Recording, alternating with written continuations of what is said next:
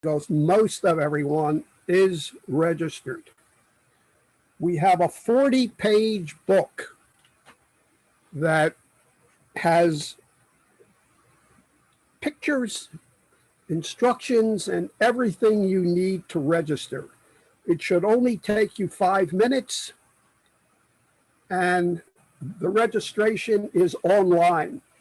You used to have to send all your paperwork and documents into HUD, but you don't have to do that anymore. Everything is online. Just send Hana your name and your email if you'd like a copy of this book. But everything on here is free. No charge for anything. So it's the NAID registration. All right, we'll move on to our, is there any questions anyone has on the registration? Just put it on the chat and we'll try to answer it for you. I'm going to go off script for a second.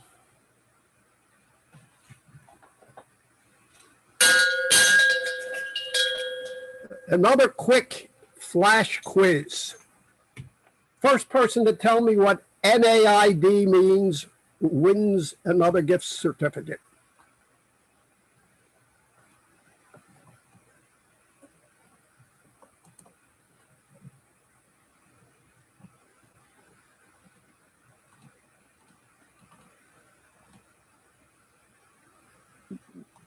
This must be a tough question there, Ron. It's really an easy question.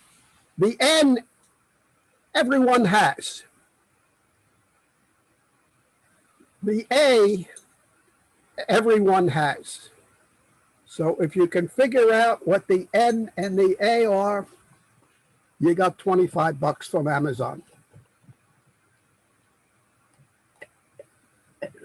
Okay, anybody? Yeah, all right. We have Mike. Mike? Mike Potier. Am I pronouncing that correct? Name, address, ID. That's it. Winner. Winner chicken dinner. Or gift card. Make sure you send Cathy your name and your email, and she will email your Amazon gift certificate. Okay, once you register, you can place a bid. I know in New Jersey and Pennsylvania, our agreements of sale have about 730 lines, and I know everyone reads them as they go along. The HUD agreement of sale and questions are 13. So you have 700 against 13. I'll take the 13. What we're going to do this afternoon or this morning, depending where you are, is we're going to place an actual physical bid. And Hannah's going to do that. Would you like me to start that now? Yeah, that would be really nice. That's a great background. It really is. I mean, that's one of the best backgrounds I've seen. Thanks. Got to keep it interesting. Well, and the blue hair matches it. I mean, it's good. There you Blue go. all the time. All right, let me get this screen started. Give me just a minute to get into the HUD Home store.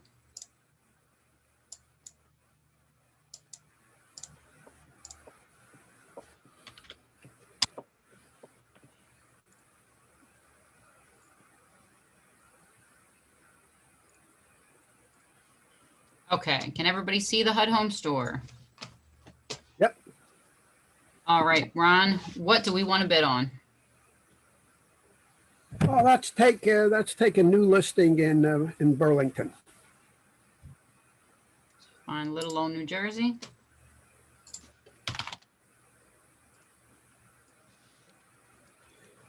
First thing we have to do is we have to get into the HUD Home store.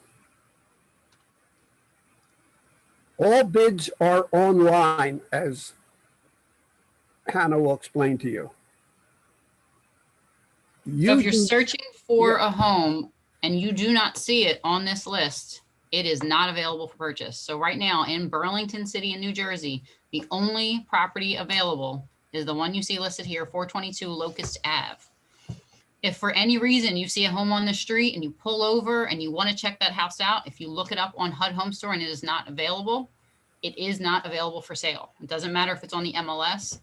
The HUD site is active and live and they update constantly. So if it is on this page, it is available. You're going to click on the property case number to get some more information, and it's going to show you everything you need to know. The first thing to look at is the bid submission deadline. That is when all the bids are due by. If you do not have a bid in by that date, you may not get the property. HUD reviews the properties after the bid submission date. So this one's 3/31. So on 4/1, they will open all the bids.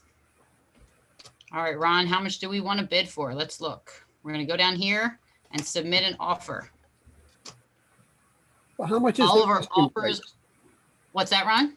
How much is the asking price? Asking price is $189,000. Well, I got a bid above the asking price because everything is sells above the asking price. Yes, that is very true right now. That's right. So in order to do this, you have to have your NAID number from your office and your license number. And you absolutely can't be a robot because they don't want robots buying HUD properties. Right. So if you'll notice at the top in this red is the time remaining for the bid submission. You only get 15 minutes to place your bid from the moment you click bid. So I would recommend to have all of your buyer's information in front of you in writing. If it was on your phone, that works too, but sometimes you will get timed out and have to start over.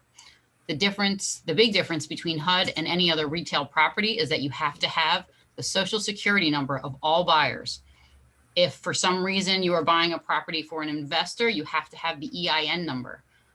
These are absolutely essential. You cannot put the bid through otherwise. So this is where we're going to put in the purchase price. How much are we going for, Ron? Oh, I think 210 should take it. Are we doing 210 flat or are we putting in some extra numbers? We'll put in some extra numbers. Let's say 210.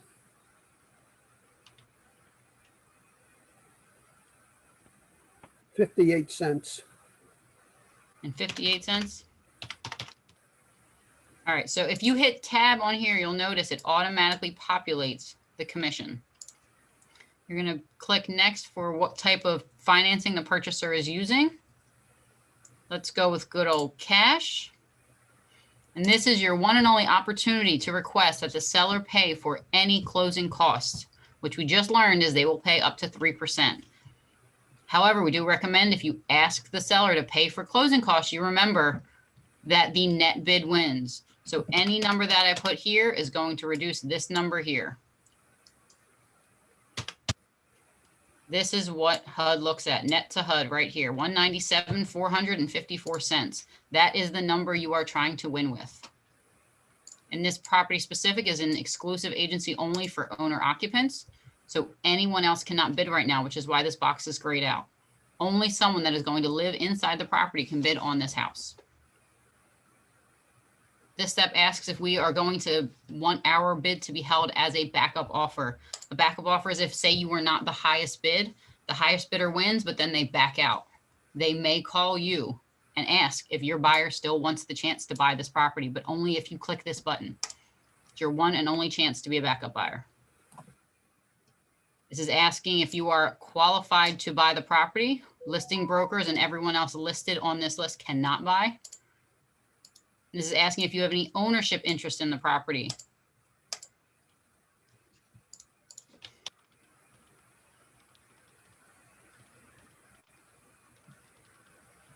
All right, Ronald Rudolph is buying this property.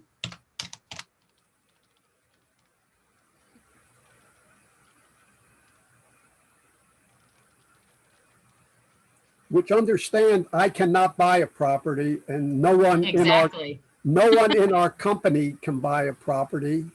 And if you're a listing broker, no one in your brokerage can buy a HUD property. Now, it is crucial that you have the correct email address for your buyer written into this box, because all of HUD contracts are online. This is the only place that contract is going to find your buyer. So if you do it wrong, you will get lost in the contract process and have to start it over and fix it with the tech department, which is not a fun process. So make sure you have that number written in correctly.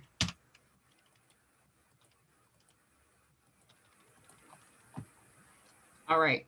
In this box, you're going to pick your title company. You can pick any title company that is known and it will automatically populate. So let's say, who should we pick? Let's say, Colony Abstract, I know is in there. No, Colony's not. let's say George. Emerald. Wait, there's Emerald. Emerald title pops right up. Choose your escrow officer and then choose your backup. If they're not in there, you can type all the information in line for line and then it'll be added to the database. You're going to make sure that this information is correct, which you should have entered in the beginning. This is your broker's info and you're going to hit continue.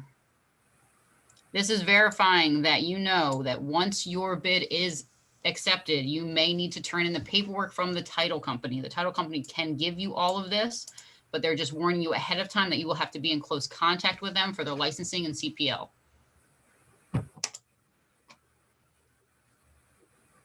Says, I have an issue. What is my commission amount issue, Ron? We're off by a penny. We're off by a penny, which is usually the case. So all Usually you when have it to says do, that, you have to take 1 penny less just because the math isn't working out. If you're looking at it's 58 cents, it just doesn't work out with the math. So let's see if that fixes it. All right, problem fixed. They want you to go through and verify everything item per item and make sure it's exactly what you want it to be. So you go through, you're going to read all the certifications and the terms and conditions, and you're going to agree to those. Once you hit confirm this bid, it's over. This is the most important line here is your confirmation number. Always click print bid acknowledgement and save that. If anything happens in the system somehow and your bid does not get processed correctly, which has happened before, this is the only proof that you placed a bid. You would have to give this proof to the seller to show them that yes, you did place the bid and it was, you know, faulty and there was an issue in the system. This is the only proof that you have. All right, Ron, what would you like us to do next? I changed my mind. You don't want to buy it anymore? I don't want to buy it anymore. No, wait a minute. Maybe I do want to buy it. Did you Okay, submit so the bid? I did submit the bid. You did. I did. Well, I'm sitting out in front of the house and I see all these people going in. I think I might want to raise my price. Okay, we can do that. As long as the bid has not been accepted and reviewed by HUD, we can do that. We're just going to go log in. And it's going to bring you to review your bids. You can type in any of the information that you know about your client here. And it will search through what you've already submitted. Ron goes for a lot of properties. All right, so we're going to go through the confirmation number. And we can see what we've already entered in. At the bottom, we have 2 options. We have withdraw this bid and modify this bid. We're going to click modify. Again, you get that 15 minutes to get it done. They don't want you wasting any time. What would you like to change your price to, Ron? Let's go up 5,000. All right, add $5,000 to the price. Again, if you watch down here, when I tab through, it's going to update everything for me. Go down to the bottom. We're going to continue. Again, that penny problem. Take a penny away from your side. Let's try it again. There we go. It took it, and now we're just going to update. We said we're at $215 and 58 cents. We're going to check again that we agree to all the terms and conditions, and we're going to confirm this bid.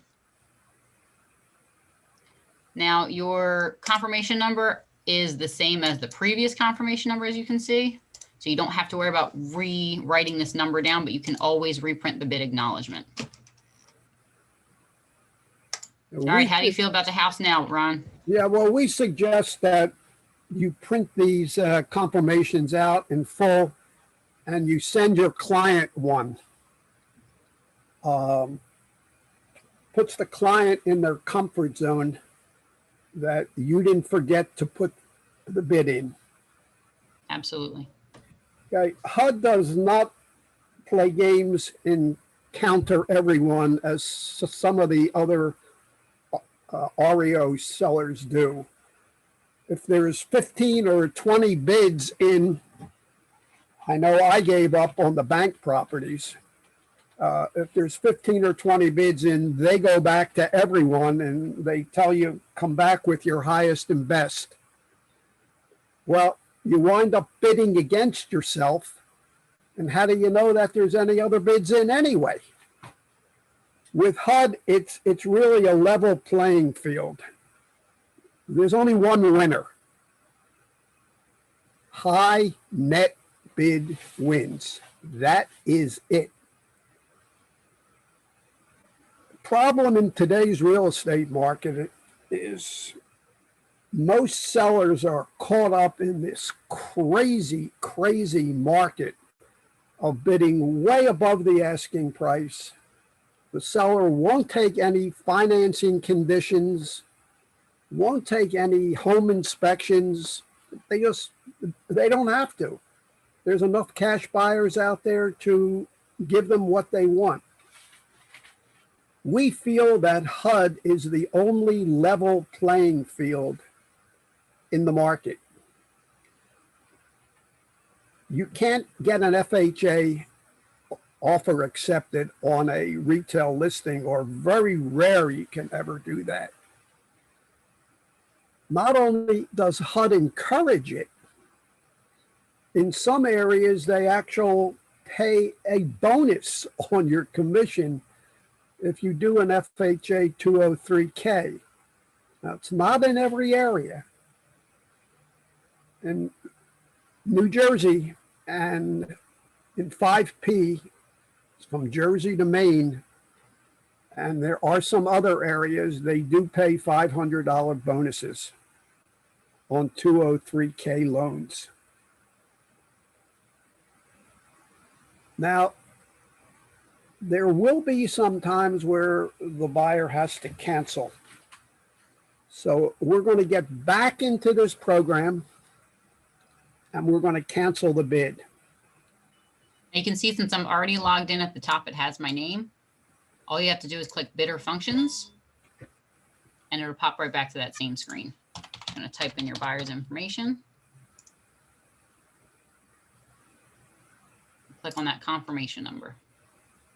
Again, it brings us into the bid. We're going to scroll to the bottom. We can click withdraw bid. Same thing, you get one more chance to make sure that's what you want to do. Go through the process, scroll back down to the bottom and agree to the terms and conditions. And then finalize that by clicking withdraw this bid. And it wants you to print the withdrawal acknowledgement as well, just like you would print the bid acknowledgement. This is just proving that you have pulled the bid out from the running.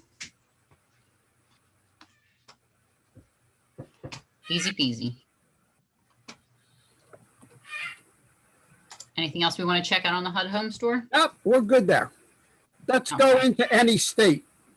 Let's go into Florida. Florida.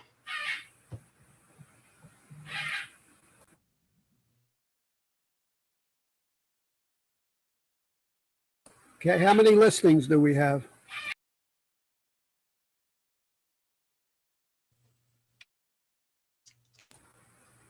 Right, how many listings in Florida? 14. 14. Not bad. Not bad. If you like to have some fun, you can just play with this website, go into any state. Maybe you're looking for a second home in Go to Puerto Rico. San Look, we Juan. got some in Puerto Rico. Love, Get a vacation home. Love San Juan. Get some beautiful vacation homes. Let's see where else. Check out California. How do they look? 6 listings in California. What's high property? The highest property? Yeah. Palm Springs, 640,000. How much? 640,000. 640. So much for affordable housing. That is affordable in Palm Springs. Some nice, pretty Hannah and pictures. Ron. Hannah and Ron, there's a couple of questions there in the chat. Just want to make sure you guys got to those. Let me see what we have.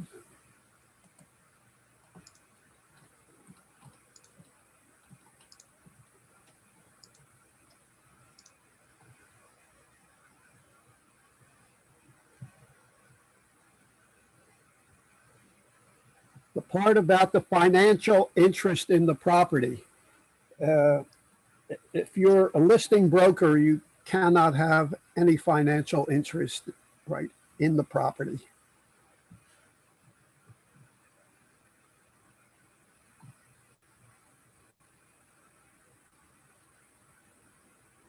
I thought if you were a HUD listing broker, you could not buy a house anywhere. That is absolutely correct. You can't.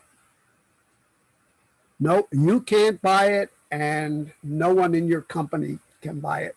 You can buy a AnnieMae, you can buy a Freddie Mac, but you cannot buy a HUD property.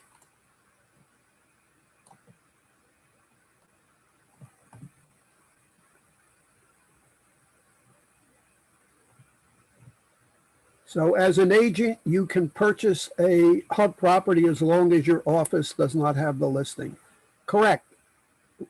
Right? Any agent in real estate can purchase a HUD house. That's the second part of our class. It's really interesting because so many agents they just got tired of seeing their investors make all this kind of money when they can buy a house themselves. And there is financing out there also for investment properties, which we'll go into later. All right, that takes care of our bid. Keep in mind, you do not prepare the agreement of sale. You put this bid in and that is it. HUD prepares the agreement of sale, they prepare the addendums, they prepare everything. You simply have to upload, once you win the bid, you have to upload a copy of the pre-approval, which you'll need on financing, and you have to upload a copy of the bank statement if you need cash. Now, keep in mind, and write this down, the pre-approval must have the property address and the type of mortgage, such as FHA 203K and the property address. It has to be specific to the house that the buyer is buying. The escrow money deposit, or EMD, is either 500, 1,000, or 2,000, depending on the sale price, and that'll be right on your instructions. It has to be a bank check or a money order payable to the title company, not to the listing broker.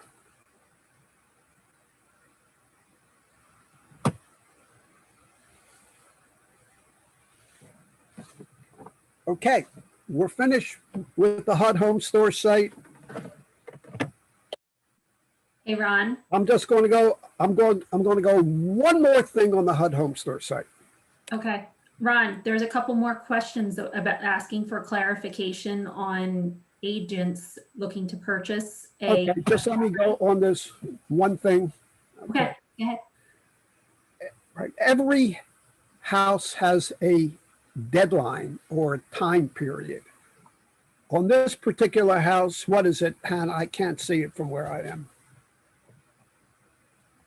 We'll say hypothetically, it says 6 days, 8 hours, and 15 minutes. And you just have to tell your buyer in order to close it, All you have is a couple days to get that bid in. Once the deadline is over, you're finished. And they might think you're trying to pressure them, which maybe you are in a subliminal way, but show them right on the HUD Home Store site. Give them the HUD Home Store site website. They can check all the facts that you're telling them out right on the HUD Home Store site. They have to make their first bid their best bid because HUD will not negotiate. As long as the bid falls in the parameters of what they're looking for and it's high bid, your people win and everyone else loses. Right. What did you have, Kathy?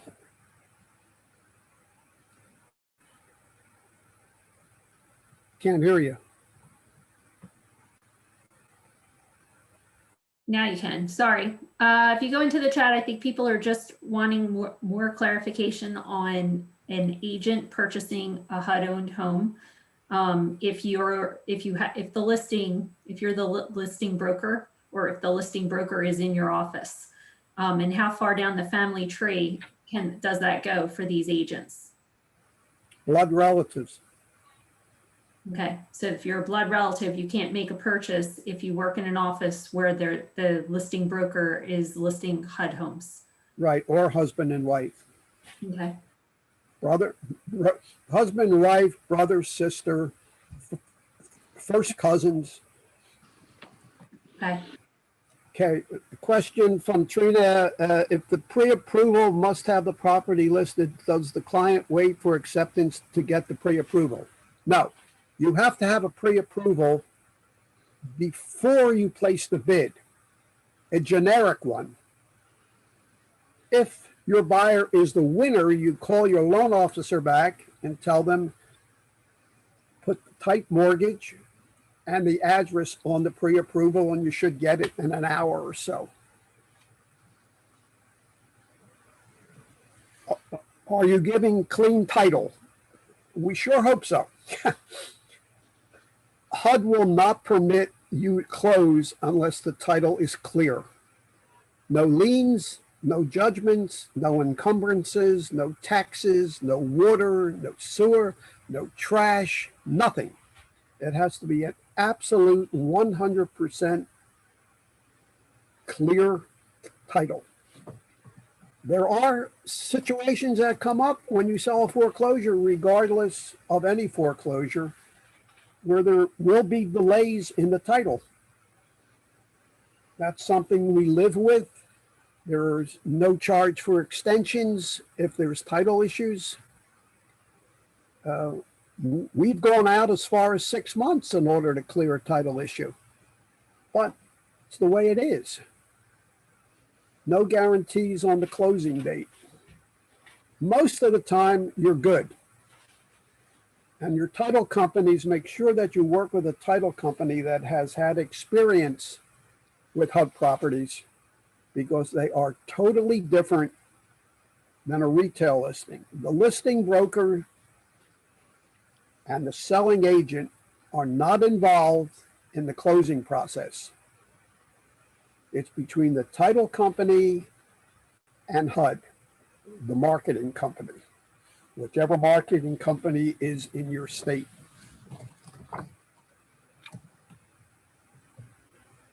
Immediate family cannot buy if you are a listing broker.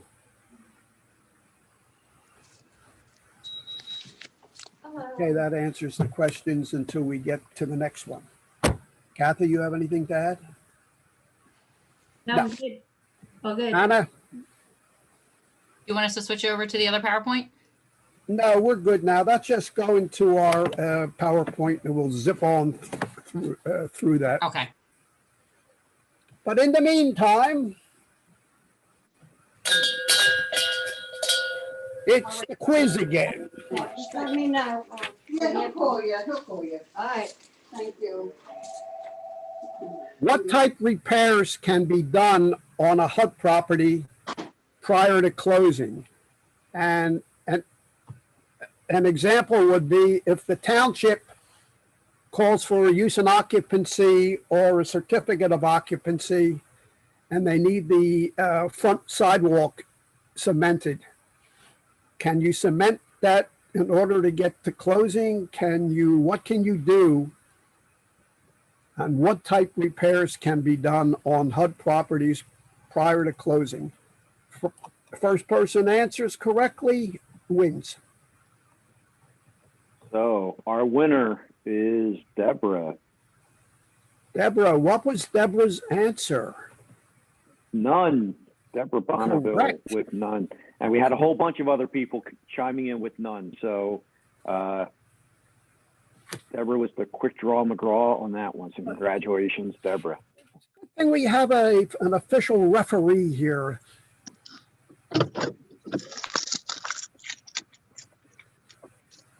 All right, let's go to our PowerPoint and then we're going to have some fun. Can you see it?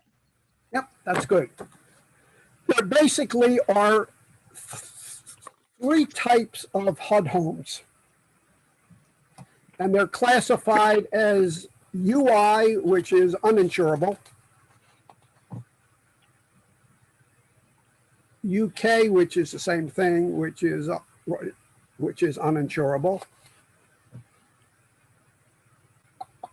IE, which is insured with escrow,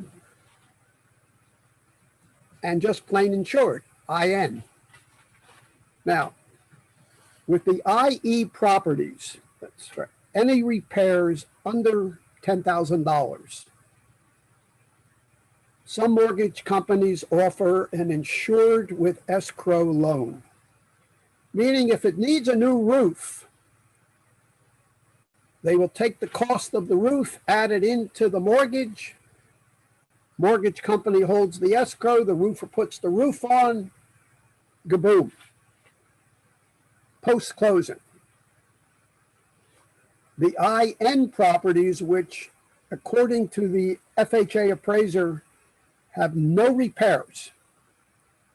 Well, that just flies. That doesn't mean that the appraiser representing the new mortgage company will not call for repairs. It means that the FHA appraiser did not call for repairs. And the other type is an uninsured property, which the only way you get that to closing is with a 203K or a conventional rehab. And that's it as far as the properties are concerned and as far as how you determine them.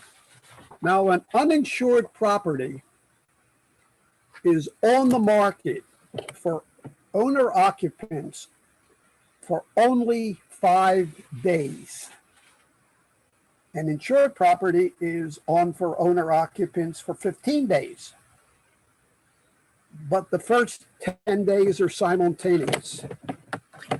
Now, what that means in English is all the bids for the first 10 days are open day 11. High bid wins as long as it meets the threshold. Everybody else loses. When you place a bid, make sure you mark the correct financing down. Now, IN properties, insured or insured with escrow, are good for 15 days for owner occupant. So if an owner occupant does not win the bid for the first 10 days, it goes to day 11, day 12, day 13, day 14, day 15. If there still is no winning bid, then investors can get involved in day 16. And that's when the fun begins, when the investors get involved. Some of the investors that I work with they don't even look at the property. They don't really care what the inside looks like. They just care where it is. They'll either do a drive-by or they'll get on Google Earth and they'll see what the neighborhood looks like. Now, the uninsured properties, that means that the repairs are over $10,000. And it's suggested that 203Ks be used because you can take all the repairs and most of the improvements and add them right into the mortgage.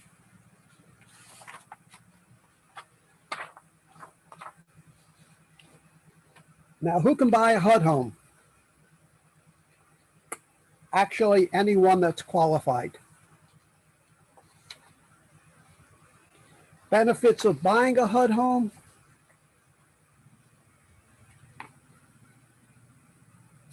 You can ask HUD to pay up to 3% of the buyer's closing costs. But keep in mind, that's going to reduce your net bid. And HUD determines who the winner is by high net. So somebody could bid $100,000 and ask 3% back, or somebody could bid $98,000 and not ask for a seller assist. And in that case, the 98 would beat the 100.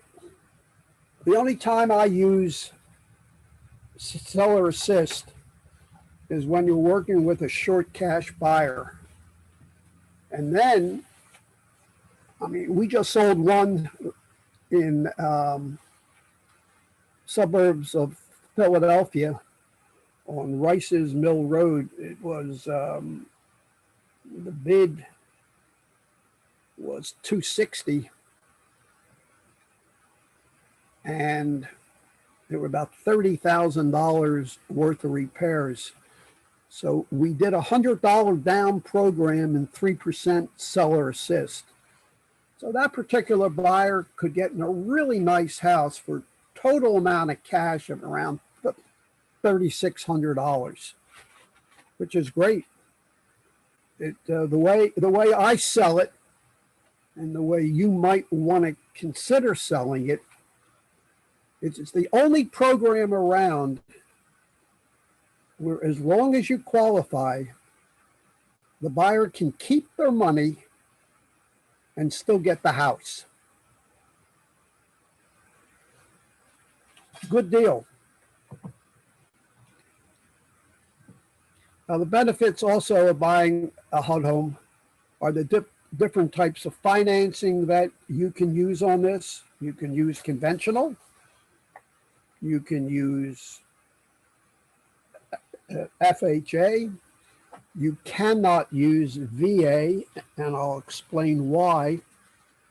According to the VA underwriting criteria, repairs have to be made prior to closing, and that just is not going to happen on a HUD house.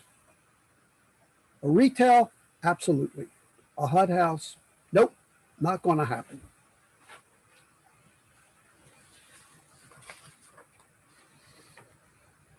Who can sell a HUD home?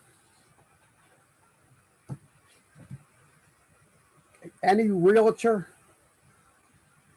that is registered, or real estate agent that is registered on the HUD site. The broker must be registered, but you also have to register as a selling agent. And if you want one of those booklets we have, we'll be more than glad to email it to you. If you're not registered, get registered. One thing HUD does not do, and we're all in this business to make money, unless you're a philanthropist, which I'm not, either is Hana, and I know Cathy isn't. Unlike the banks, the first thing they do is they come back to you and try to cut your commission. Well, as we know, all commissions are negotiable, so they're within their right. HUD will never ask you to accept less money to make a deal work. You just have to be good enough to get the buyer up to a point where you know it's going to work. And in today's market, we haven't sold a HUD house, I guess, in the last 2 years for under retail or under appraised value. It just doesn't happen. The HUD properties are priced so competitively that I don't know if your MLS has feedback, but ours sure does. And the agent will come in and they'll say, nice house, but too high. Well, that agent isn't going to get anything closed if they go in with a problem. I mean, I think everything is high.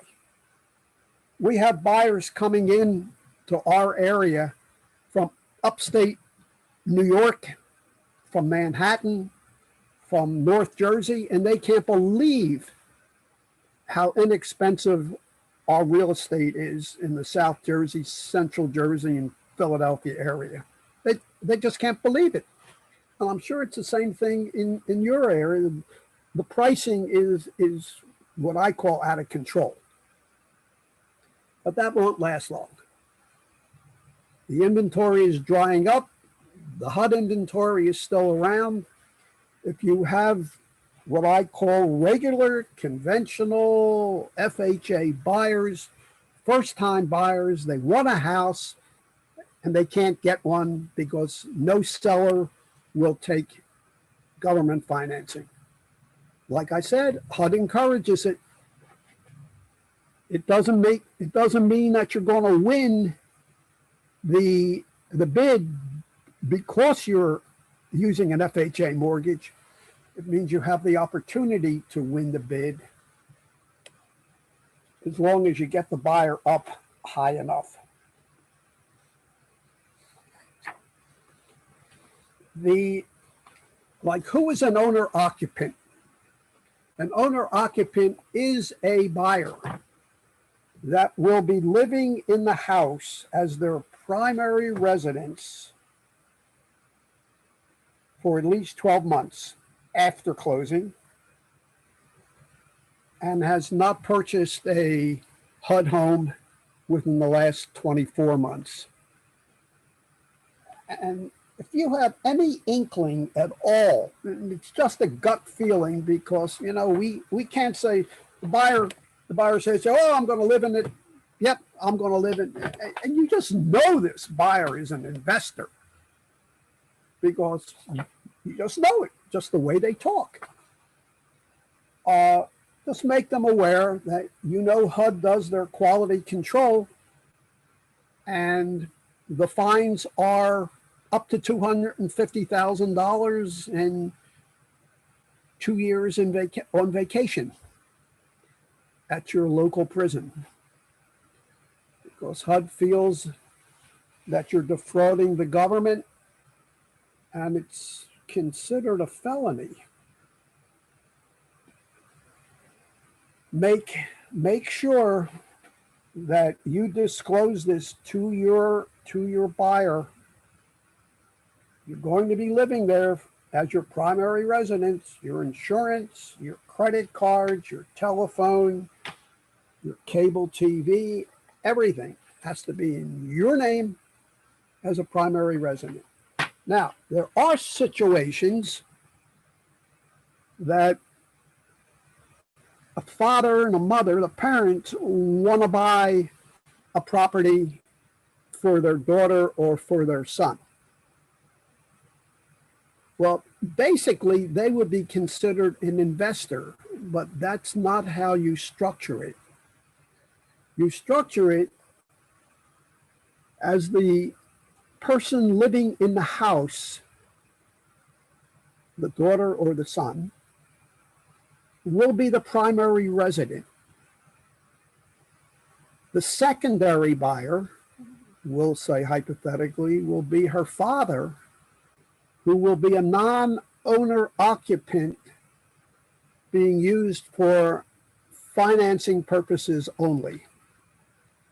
So as long as the person who's the primary buyer is going to be living in the house for more than a year, that is good to go. We have put many, many, many of those transactions together.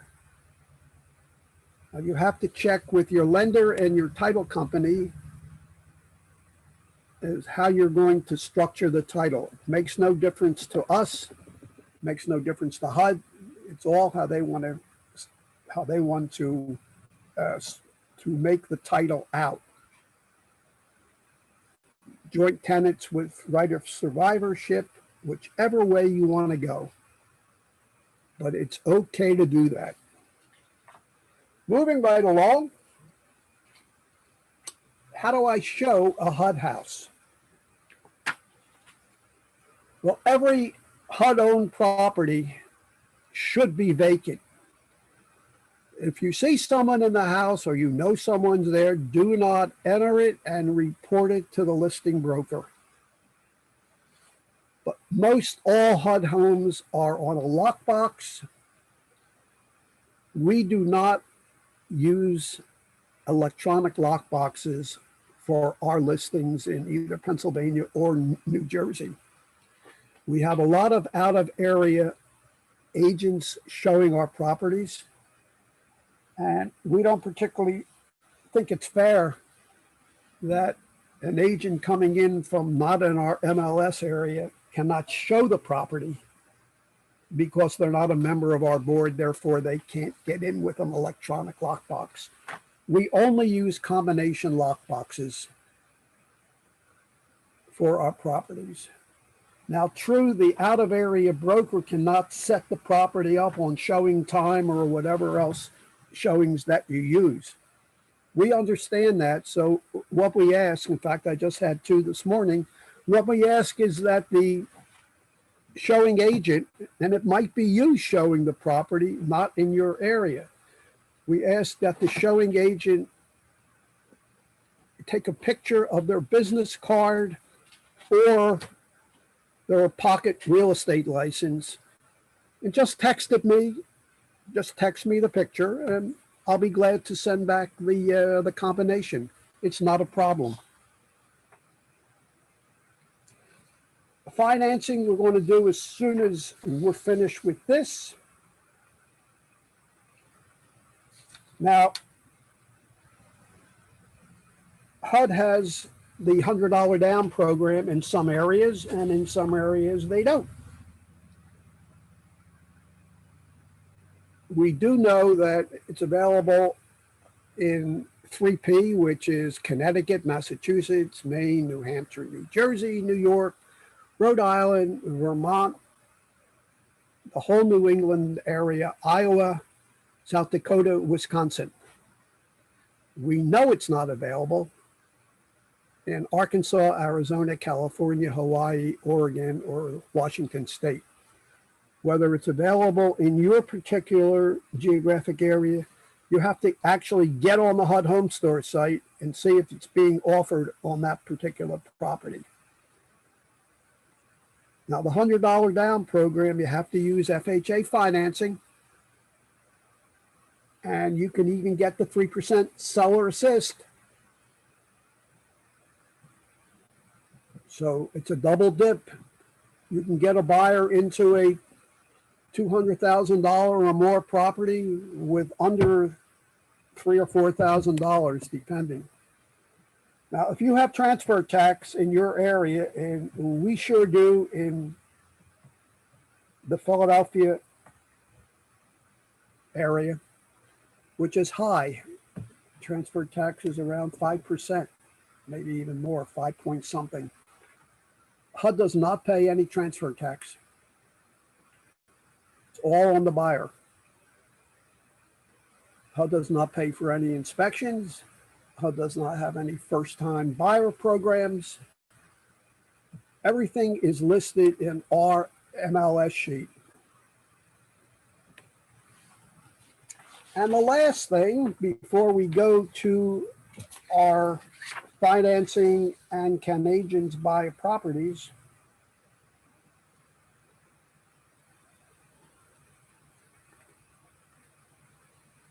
the listing periods of each house are marked on the property in the HUD Home Store site. It'll tell you the listing date. It'll tell you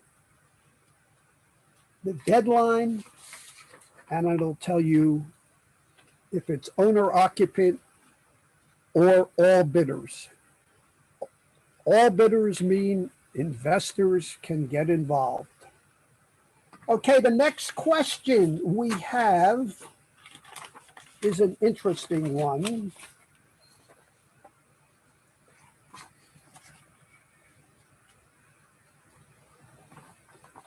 Who knows what GNND means on HUD special properties? The initials are GNND. George, Nancy, Nancy, David. Do we have a winner, Matt?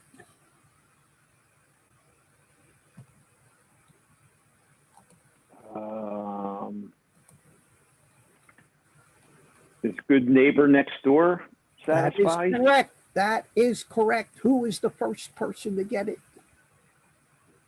Someone named Matt. Ooh, ooh. So Matt, who is not me, but has a great first name, you are the winner. But we had lots of other folks dropping in quick. Well, So you it's guys are sharp. You really are. Matt Rogers, congratulations, Yeah, Matt Rogers. We've been asking this question on all the classes we did, and no one had the slightest clue. GNND is a good neighbor next door program that HUD offers a 50% discount on the property if you're working for the police department, the fire department, EMTs, and teachers. That is it. Property has to be in a revitalization area. And how do you know it's in a revitalization area? Because when it's listed on the HUD Home Store site, it'll tell you lottery revitalization area. Also on the HUD Home Store site, you can go into the Good Neighbor program and see the different states that have these properties. Now, HUD does not pay a commission to the selling agent or the listing agent.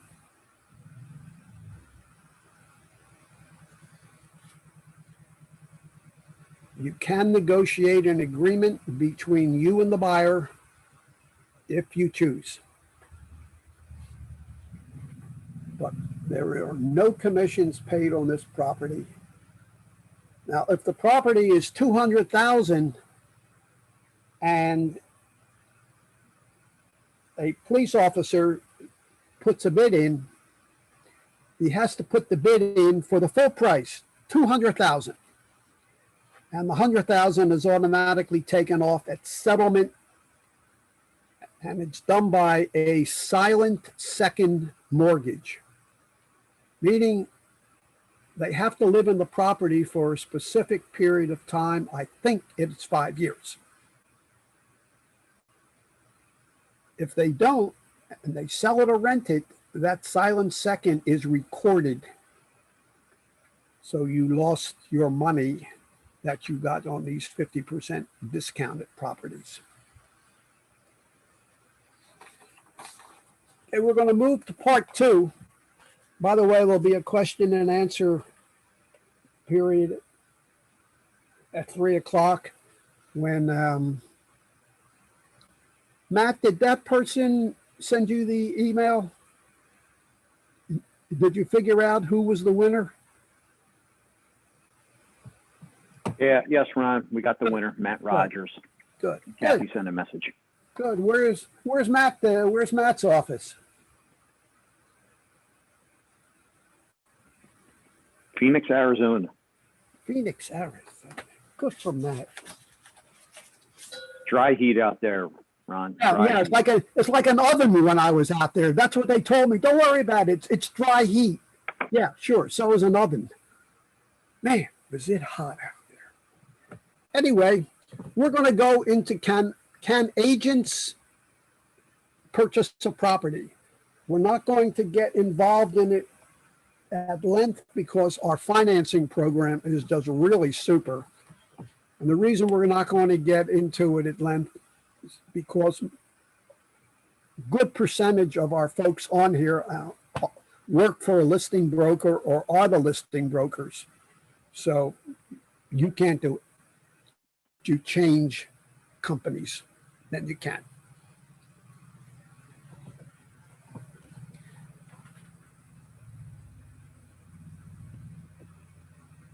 An agent can not, if you work for a HUD listing office, you're out. If you're related to a HUD listing agent, you're out. You have to have an NAID number and you have to be registered in order to place a bid. Now, if you're an agent and you work for ABC Realty and you're working for a non-listing broker and you place a bid for either an investor property or an owner occupant property, HUD will not pay you a commission, period. So be aware of that.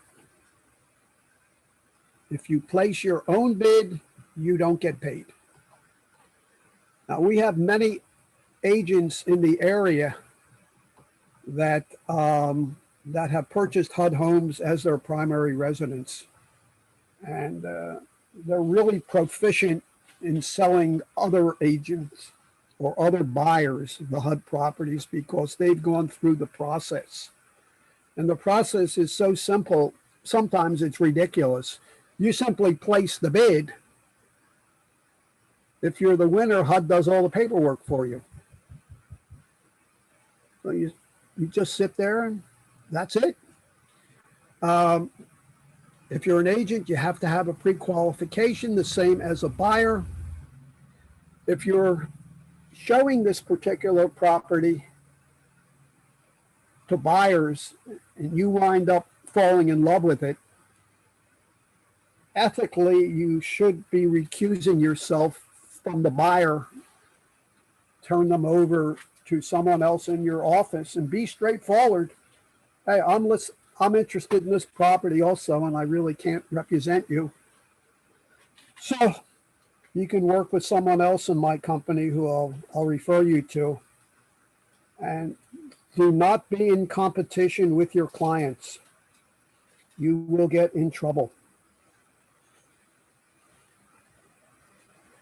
So make sure you have your pre-approval and everything else in order. Do we have any questions on if you're an agent?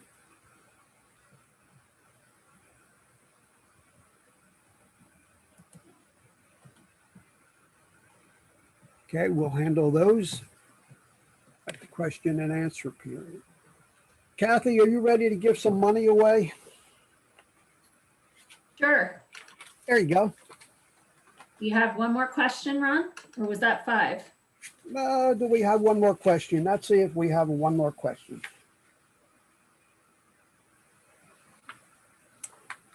Here's a good question. Ready? How many HUD homes can an investor purchase in 1 calendar year? Oh, somebody came in so quick on that answer. Matt, do you have that?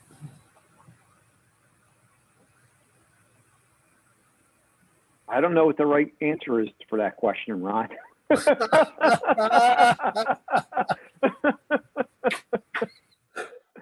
My cheat sheet doesn't have the answer. The answer is unlimited. as long as they Okay. have the money to buy it. All right. Well, Matt came in with that quick again. Wow. Matt is Clearly, on the ball. yes, he is. Matt is on the ball. It used to be HUD had a limitation of 3 properties a year. Then it went up to 6 properties a year. Then it went up to unlimited properties a year. So as long as your investors have the cash or the pre-approvals, they can go. Okay, Kath, I'm done.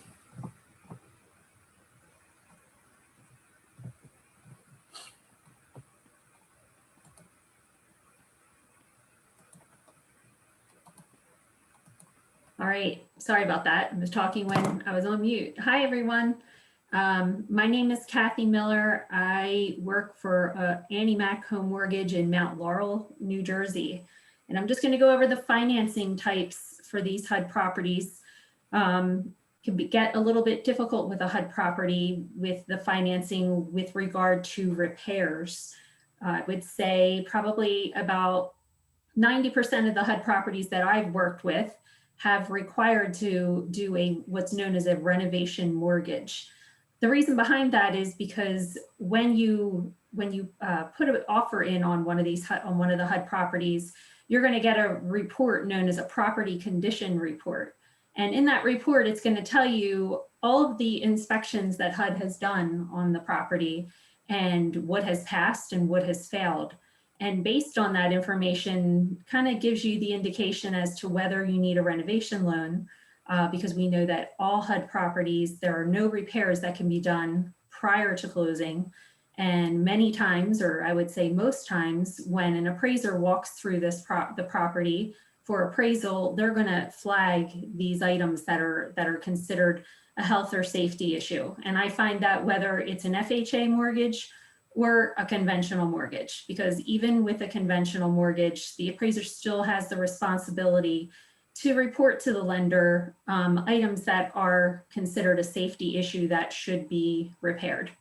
So for instance, I had one perfect property that they turned the water on for an inspection. We were going with a straight conventional mortgage, and upon the inspection of the appraisal and a home inspection, the hot water heater started to leak. So of course the appraiser notated that. It almost caused us to get pushed into a renovation mortgage on that one, but you see how that was a conventional loan and they still pointed it out to us.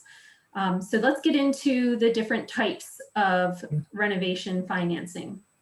First, of course, we're going to discuss the FHA mortgage, because with the FHA mortgage, especially if you're living in one of the designated areas, the 3P areas for HUD, you're going to have the ability to offer to your buyer a $100 down financing program, where for just $100 down, not only can they purchase the property, they can also have all of the repairs or majority of the repairs taken care of. Whether it's a required repair, meaning it's on that property condition report and it's going to be a part of an appraisal finding, or if it's a want that the buyer may have, they may want to do the kitchen, things like that, do the bathrooms, roofing, siding, windows, you name it. We'll go through that list. But the first loan that I want to talk to you about is called the FHA 203K Limited Mortgage. With this mortgage, you're going to find that all of the repairs, as well as any contingency reserve, permits and fees, when we combine that together, that budget has to be under $35,000 in order to do a 203K limited. At the time of closing, after we close, as the lender will give 50% of the cost of the materials or 50% of the cost of the repairs, whichever is less, will pay out within about a week or two of closing. And then the remaining 50% will be paid out at the end once the project is completed after we have closed. Basically at that end inspection, that's something that you're not really a part of any longer, because the property has already closed at this point when these repairs are being done. but a final appraisal is done just to let us know that all the repairs that are agreed to have been completed. So once we have the permits in place, we will release that first 50% draw when we're working with a limited 203K. The minimum down payment requirement on any FHA mortgage is usually the 3.5% down. When you're dealing with a renovation mortgage, it's 3.5% down of the purchase price and your renovation budget. You combine those two amounts and you take 3.5% of that combined amount. If we are purchasing a HUD property and you are in one of the designated areas, you can be a part of the $100 down program, which would eliminate that 3.5% down payment requirement. Obviously, since it's an FHA mortgage, it's only for primary residence owner occupants. Go ahead, Hana. All county limits will apply with these mortgages, just like they would with your regular FHA mortgage, a 203B. When the repairs, after we close, when the repairs are started, all the repairs should be completed within a 6-month time frame. Most lenders with a limited would really prefer it be more of a 45 to 60-day time frame, but they do give you 6 months. Contractor has to be licensed and insured, have good references. We highly recommend that they are well established with their finances.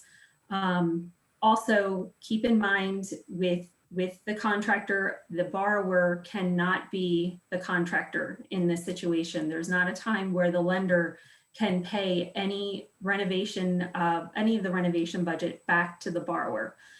With a 203K limited, because we are below 35,000 on costs and we have nothing structural in nature, a HUD consultant is not required on this type of mortgage. Go ahead, Hana. This is just a list of the repairs that can be done with the limited 203K. As you can see, it goes from roofing. We could do septic systems and well repair with this type of mortgage, basement waterproofing. You're not going to find a time with the FHA mortgage where you can possibly build a detached garage. However, if there is an existing structure outside that is in place, they will actually allow you to do the repairs to those items, but you can't erect anything new that's not already attached to the property with a limited 203K. But you can renovate the kitchen, the bathrooms, add, replace a deck, patio, porches, anything that's existing. Go ahead, Hana. Now, the second type of 203K mortgage, in this case, we're calling it a 203K consultant, also known as a 203K standard or a full 203K. In this situation, our renovation budget and contingency reserve and fees are over $35,000. You're doing structural repairs. So if you wanted to add an addition, if you wanted to take out a wall, if there are any structural issues with the property that need to be taken care of, that would be, this type of mortgage would be the best suited for that, as we can't do that with a limited 203K. The reason we're calling it a consultant, because in this situation, a HUD consultant must be involved with the project. With we already went over the budget. It's a 3.5% down payment. Again, same situation, purchase price plus the renovation budget is where that 3.5% down is coming from, unless you're living in one of the certain areas that it can be used with a HUD $100 down, that you don't have to put that 3.5% down. Again, primary residence must be completed within 6 months, meaning the repairs after closing need to be completed after 6 months. Same idea with the contractor. They must be licensed and insured. All the lenders will vet the contractor. So if they're not already an experienced 203K contractor, doesn't mean that they can't do the project. The lender will go ahead and vet them and get them prepared, and should give them a little bit of training on this type of mortgage as to how the process works. We actually do that with our company. We will have a conversation with the contractor just so there's no confusion after closing. Go ahead, Hana. With the full or consultant or standard 203K, whichever we want to call it, the additional repairs that can happen on this would obviously be a foundation repair or any permanent improvement to the real estate, meaning you can add square footage in this situation. We will obviously allow the bathrooms, kitchen, roofing, flooring, hardwood floors. You can go and upgrade on those items. As long as the property appraises, it's going to be completely, there's not going to be any issue on the repair in that item, in that nature. When we talk about luxury items, for instance, adding a swimming pool, that is not something that you can do with either of the 203K mortgages. Go ahead, Hannah. Okay, we're getting into the basics for either, whether we're doing a limited or a full 203K. We can use these on a single family home. We can use it on a multi-family home up to 4 units. Can also be used as a mixed use. And with the mixed use, the residential portion of the property has to be more than 50% in order to consider using an FHA renovation mortgage on a mixed use, meaning commercial and residential. The credit score can go down to a 600 on these renovation mortgages. And the debt to income ratio, our debt to income ratio right now is obviously, if we're at a 620, we can bring the DTI, basically whatever our automated underwriting system will approve. I've had it go up to 56.9% in certain cases, but it's going to be the automated underwriting system approval. If you're at a 600 minimum credit score, you're going to find that debt to income ratio needs to be most times below 50%. Our loan to value on these mortgages, we've gone over, it's the 96.5%, or we can do the HUD $100 down. These loans can also be used for refinances. With the appraisal portion, obviously, what happens in this situation is prior to closing, a renovation budget is prepared, or a specification, what's known as a specification of repairs from the HUD consultant, which we'll get into in the next couple of slides. Whatever the combined amount of that renovation budget and your purchase price, that is all given to an appraiser. So the appraiser will get your purchase contract and the renovation bid. When the appraiser is looking for the value, they're looking for the as complete value, not the as is value when we're dealing with a reno loan. So they're going to take into consideration any of the repairs that are being done or upgrades that are being done on your contractor bid. And that is what is going to determine what the appraised value is. So we can go anywhere from 96.5% up to 110% of the improved value of the property. Okay, when we're dealing with a condo, it's only 100% of the appraised value that we can do the mortgages off of. We can work with identity of interest. Obviously, we need to know up front if there's any relationship to a family member. Obviously, we're dealing with HUD in this situation. Typically, there should be no relationship, but there are some cases where in these types of loans, the purchase could be done from a family member. Go ahead, Hannah.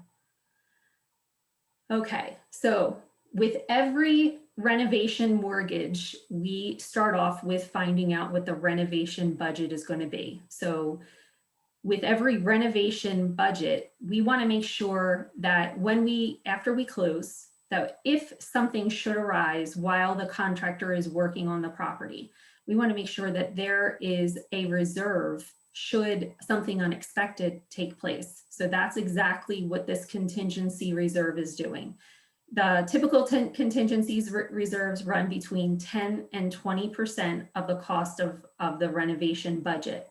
Typically with a HUD property, since most times the utilities are off, we're dealing with a 15% contingency reserve. So that is whatever your reno budget is. If it's a $10,000 renovation budget, then we're going to add an additional $1,500 as part of your renovation costs into your loan amount. And when the borrower closes, if something should come up that is a health or safety issue, that would be the number one item that additional funds would be used towards. It's just giving the borrower a little bit of a peace of mind that they would have some money to use towards additional repairs that might be unexpected, because obviously once we're closed, we can't increase a loan amount.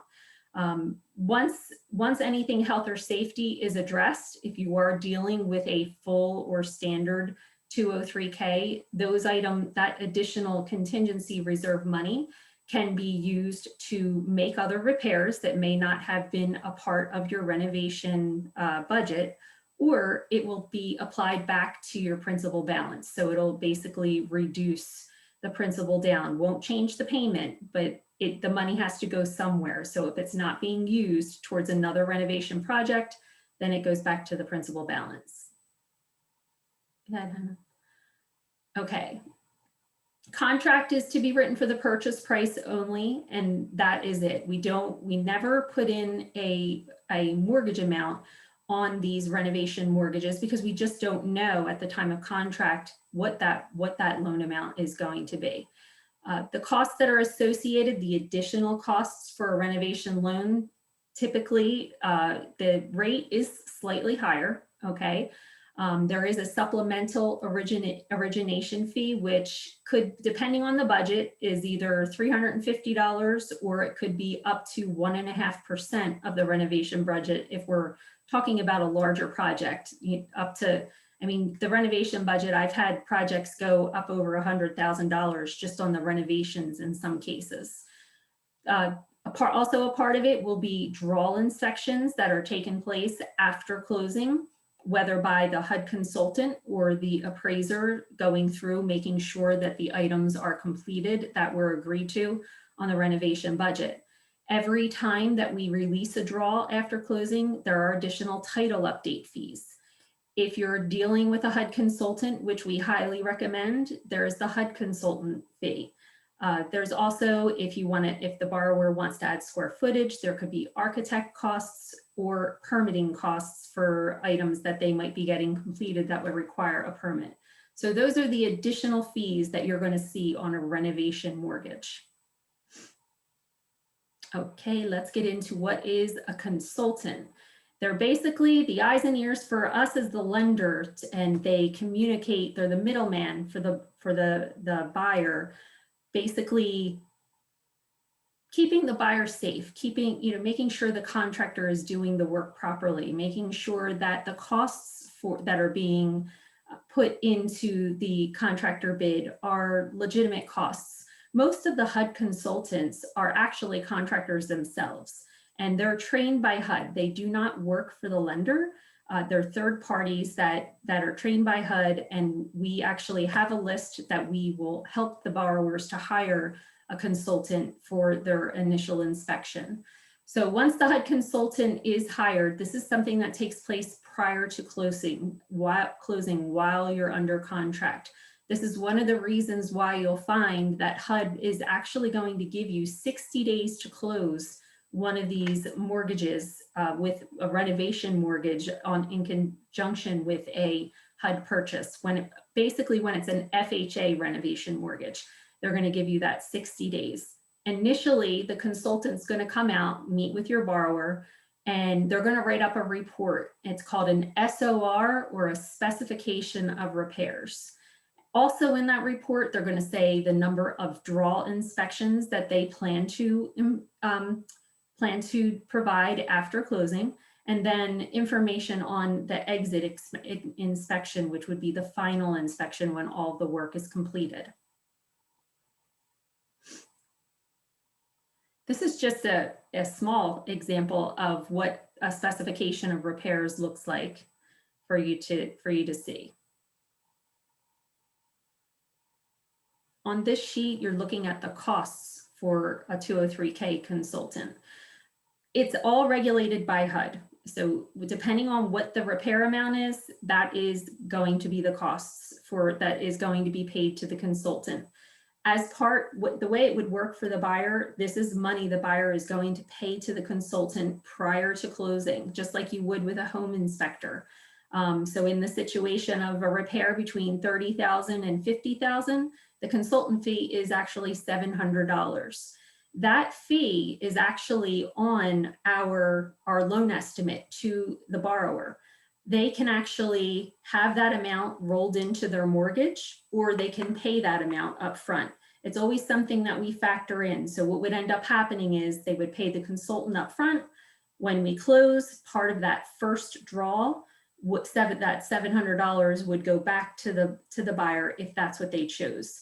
Now, if you're dealing with a limited 203K where a HUD consultant is not required and the lender won't require a specification of repairs, you can get what's known as a feasibility study. And it's nice to have that study because the consultant will go through and just inspect the property and let the borrower know what doesn't comply with FHA guidelines. So it's not something you're finding out down the road. I know a lot of my borrowers do like having the feasibility study.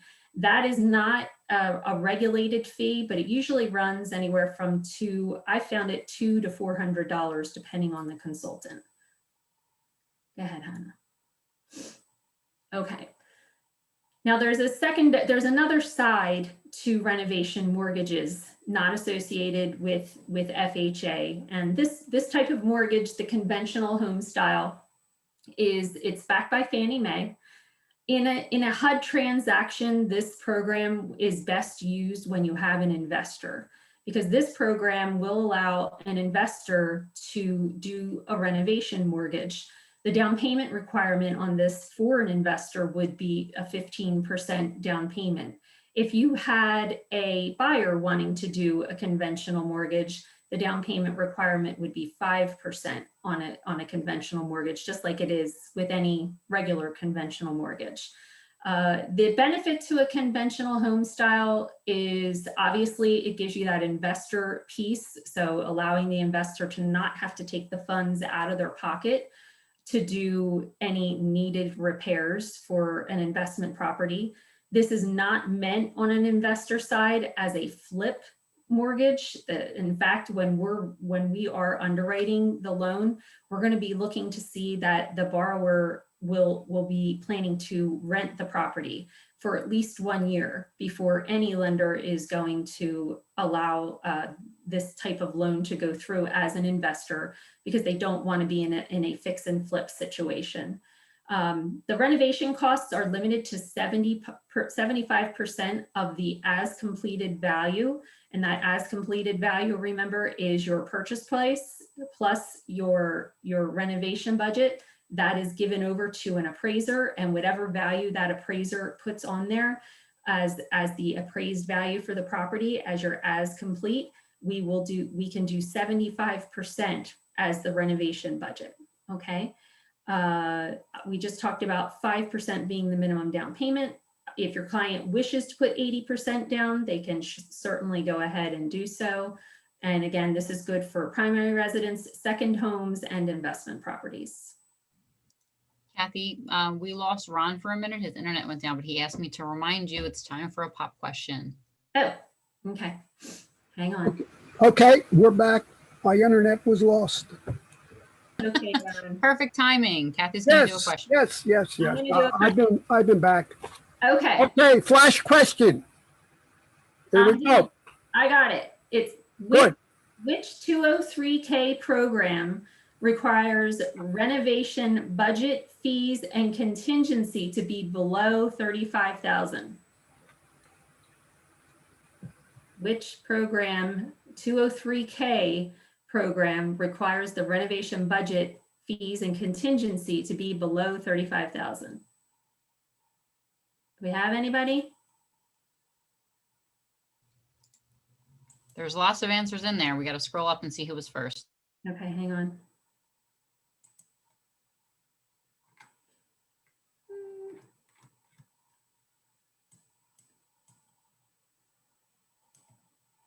$203K limited, let's see.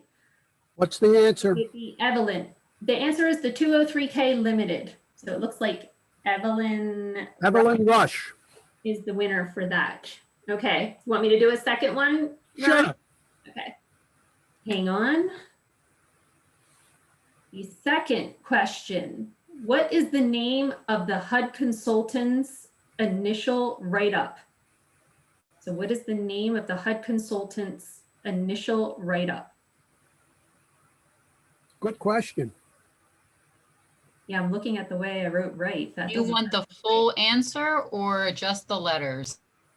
Just the letters will be fine. letters are fine. Well, there's a bunch of them on there already. Are Well, there? I'll tell you, everybody pays attention, don't they? Probably were like, The it's never first gonna one was Pete, Pete Mamoni, SOR. Got it. Good job. Yes, it's the SOR or the specification of repairs. Okay, I'm gonna save my last question. Let me see, what was my last question? Hang on. Oh, I can ask that right now. yeah, why don't you give the answer too while you're at it? Well, I'm not gonna give the answer. What is the required amount of the contingency reserve if the utilities are not on at the subject Good property? question. Which they're usually not on the HUD properties. Property, 100% right, Ron. What do we got? Where'd my thing go? Trina, The answer, Trina. 15%. Yep. Trina Allen got it, Yeah, 15%. Yeah. Now, Okay. don't go away after Cathy, because we're going to be giving away 10 certificates. They're worth $300 each to promote yourself or your listing or however you want to do it on Facebook and on Instagram, all those good kind of stuff. And they're going to be done at random by our referee in charge, who is Matt. Cathy, Yes. yeah, I'm just sending a message to everyone to remind you to please email or text me your information so that I can send you your gift cards. I need your email address to forward the gift cards. I'm putting my email in the group chat right now.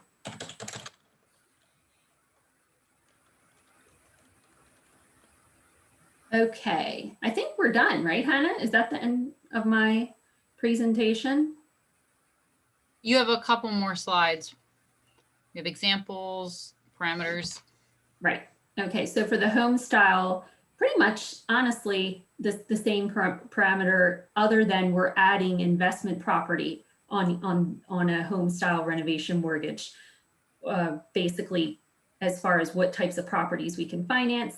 The minimum credit score is going to be a 620 on a conventional home style. Debt to income ratio, usually on all of these items, are below 50%, never above 50%, but it is decided by the automated underwriting system, and it's directly related to credit score, debt to income ratio, and amount of reserves if there are any. So different scenarios will allow for different DTIs. Okay, go ahead. The loan to value, we've gone over this as well. We'll just review it. So if we're in a 1 unit as a primary resident, we're 95%. A 2 unit primary residence it goes to an 85% loan to value. So you need to put down 15%. 3 to 4 unit primary is 75% LTV or 25% down payment. If it is a 1 unit second home, it's a 10% down payment. And then those investment properties, it's a 15% down payment. We can also do them as a refinance, which is a good thing to point out to everyone as agents. Any property, if you have a seller, obviously not necessarily in the market that we're all in right now, but if there is a distressed property and you have a seller that's in need to sell the property, sometimes it's good to have a contractor go out and take a look and market the property with a mortgage company as a renovation mortgage type property. Definitely will help to get more buyers through, saves the buyers money so they're not taking all of their cash out of pocket and they're able to get the property fixed to their liking with just the regular 30-year mortgage. The contractor, all contractors, so important to get an experienced contractor that is not experienced with a renovation mortgage, but just somebody that's established, someone that has the financial backing. I don't find the contractors that work from job to job work well because they're, you know, we do work with draws in this situation, and they may not be able to carry the project because they don't have enough funds to begin the work. We do require that they're all licensed and insured in the state where the project is located.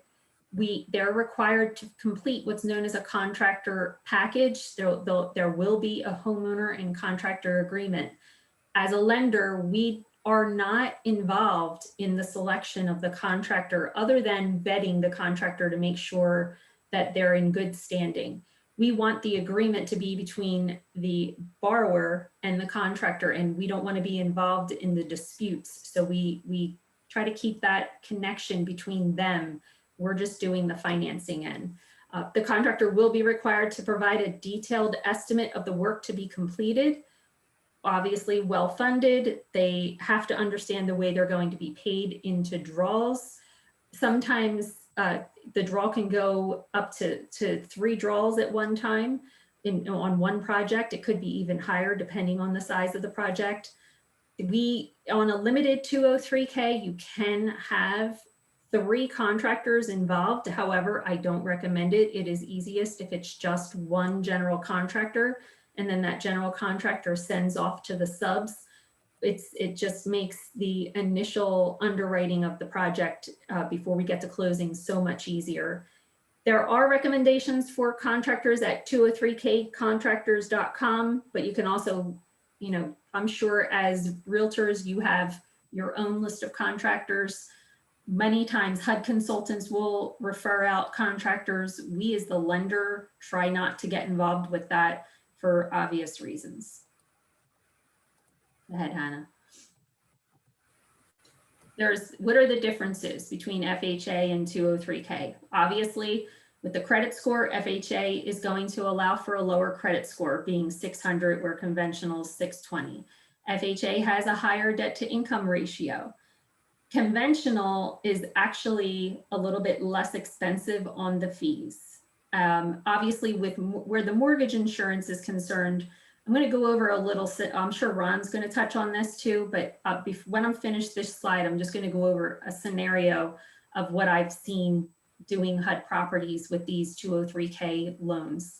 Less restrictions on a conventional from the minimum property standard requirements. Obviously conventional, there aren't as many health and safety issues that are looked into most times. There are no identity of interest on a conventional mortgage. You can do luxury items on a conventional, and conventional is capped at 75% of the after improved value, where the 203K can go up to 115% of the after improved value. That would be the end. So here's my little scenario. For those of you who live in an area where the $100 down program works, a deal that I closed last February in an area here, I live in New Jersey, where I work, the borrower purchased the property for $240,000, a HUD property, needed some repairs. He put about, I'd say 40,000 was the renovation budget on the property. So figure all in budget, we were probably looking at 275, I think 280 was his all in with his reno and his purchase.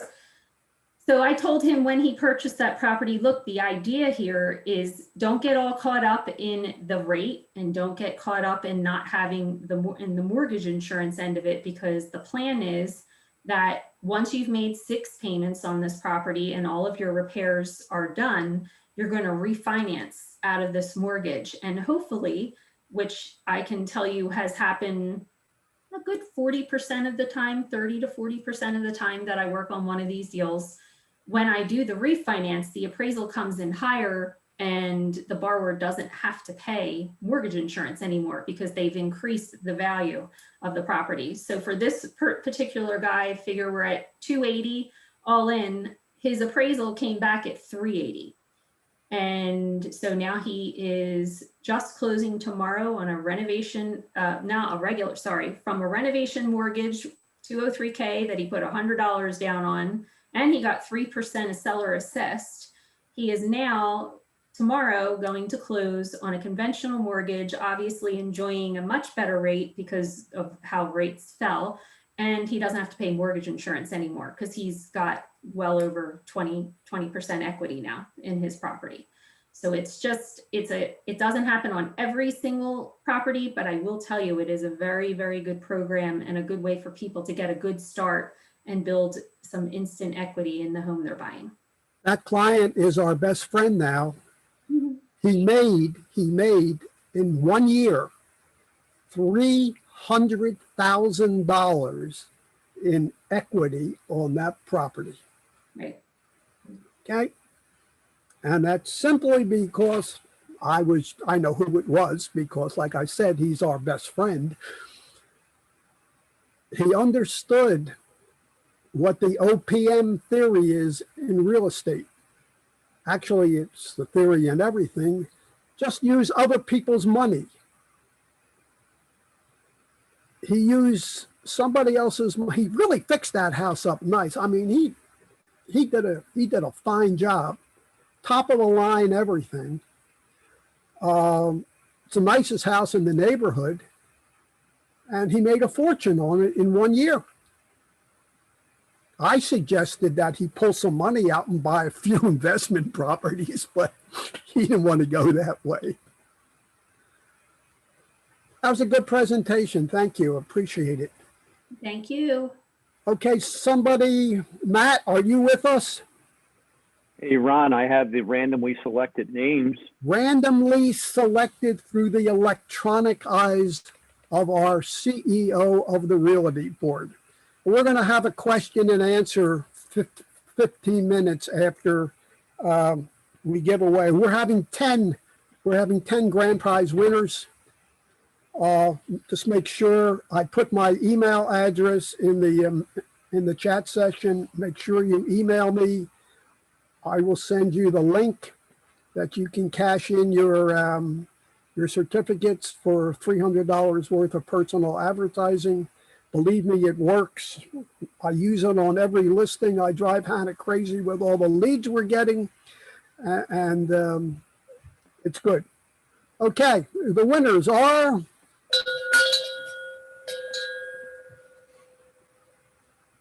Just put them in the chat there.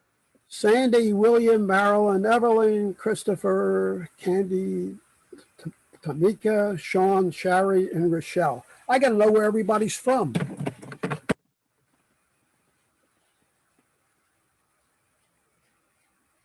So our winners, drop in your location into the chat, so Yeah, Ron can they see where you're put it- from. Yeah, they can put it in the chat. Well, you're going to send me, right? There we go, New York. Oh, there you go. All right, hey, Oh. that's why I got my background, Honolulu, special for you.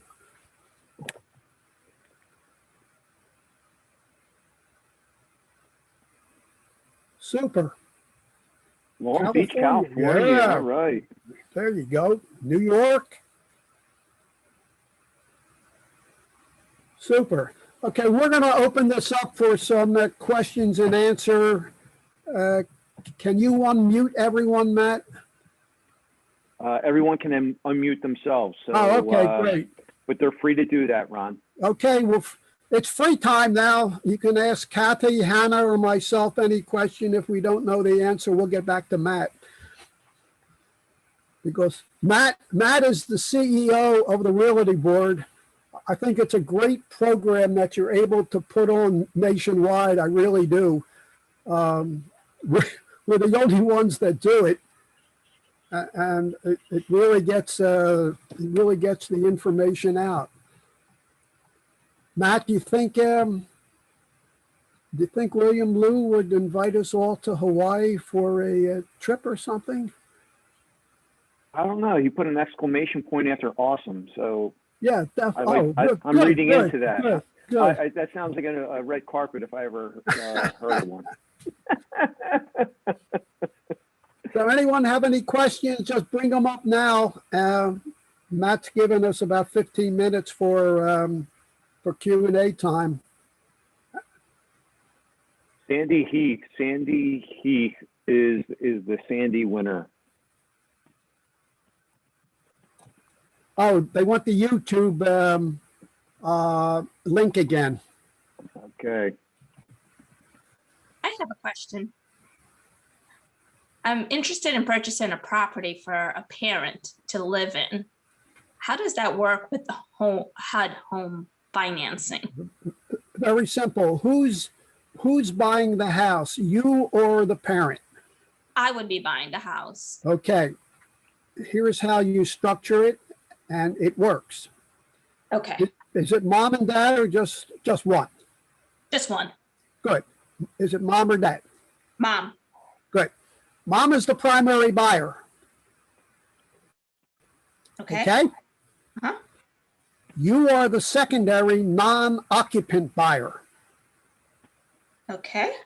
You are being used for financing purposes only. Oh, okay. So therefore, there is no problems with you buying it as an investment, which you're not, because mom's going to be living there. Now, mom might not put $1 into the program, Mm-hmm. and you're going in 100%. We're staying strictly within the guidelines of HUD. Okay. And that's why when you place the bid, see, Hannah's shaking her head because we have a lot of people in our area can't get, well, they want to get rid of their kids and they don't know how to do it. Oh, So so they just wind up buying them a house, getting them out of their house, and it's worth it to them. mm-hmm. And the kids are the primary buyers, and mom or dad are secondary non-occupant buyers. Now, when Cathy structures the mortgage, she'll explain now right how to do that. We would list you as a non-occupying co-borrower.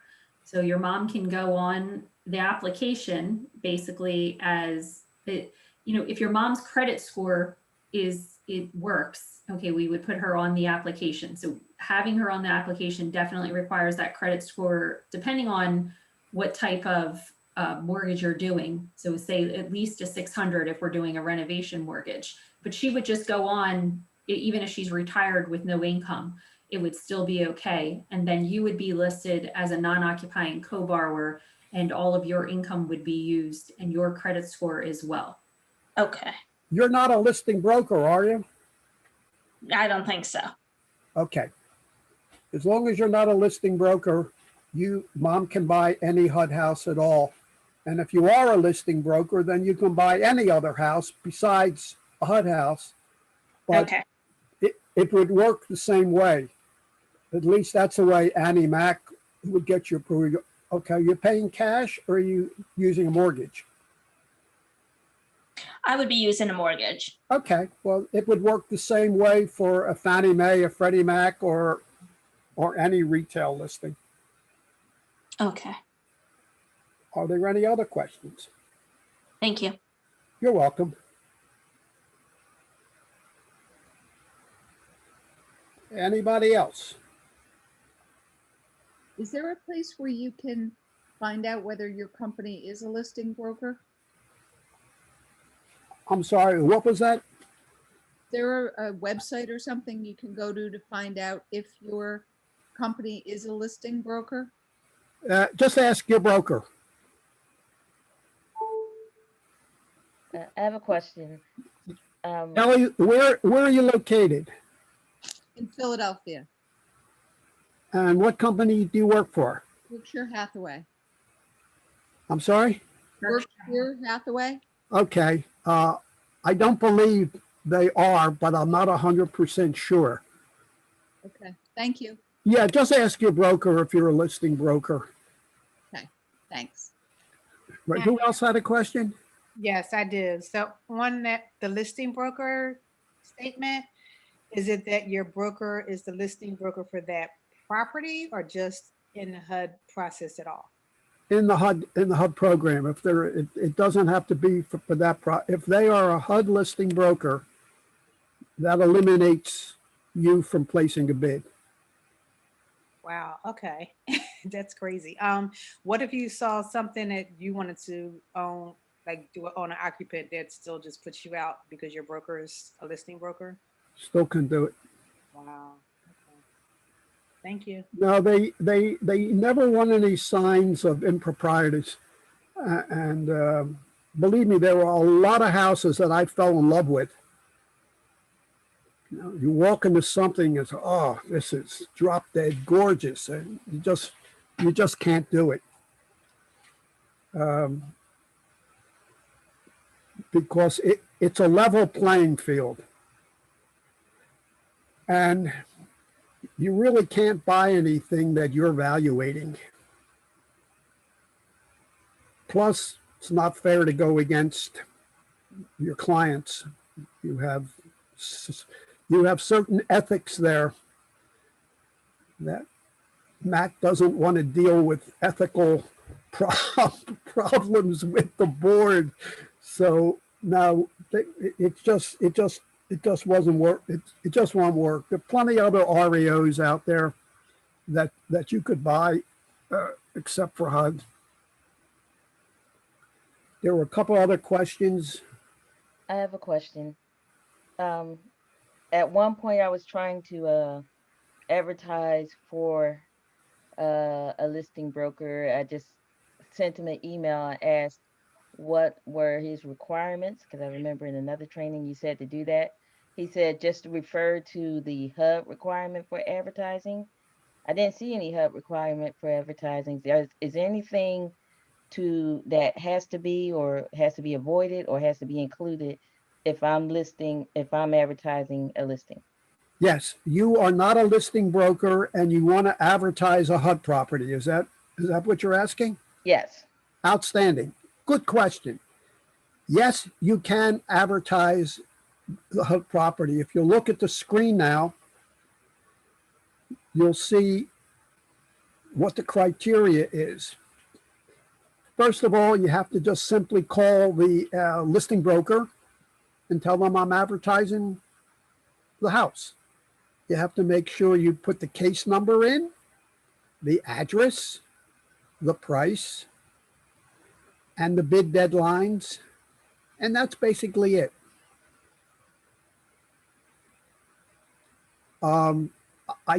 Matt could help me on this. Matt, what are the MLS rules as far as advertising other brokers' listings?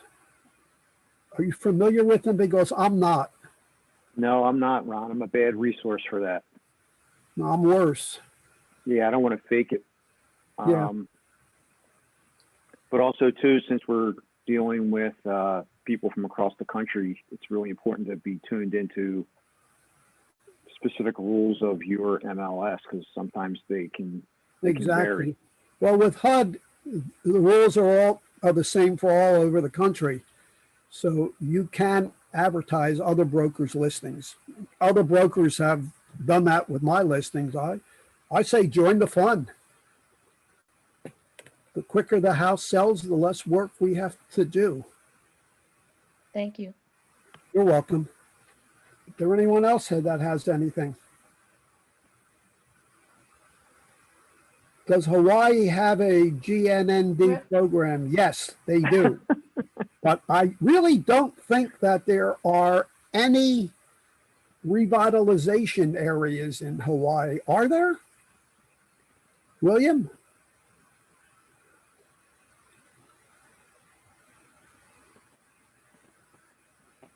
I don't know. I have no, I mean, I've been to Hawaii a few times, and well, maybe the volcano area is revitalization, but I have no idea. In fact, there's only one listing in Hawaii now. Anyone else?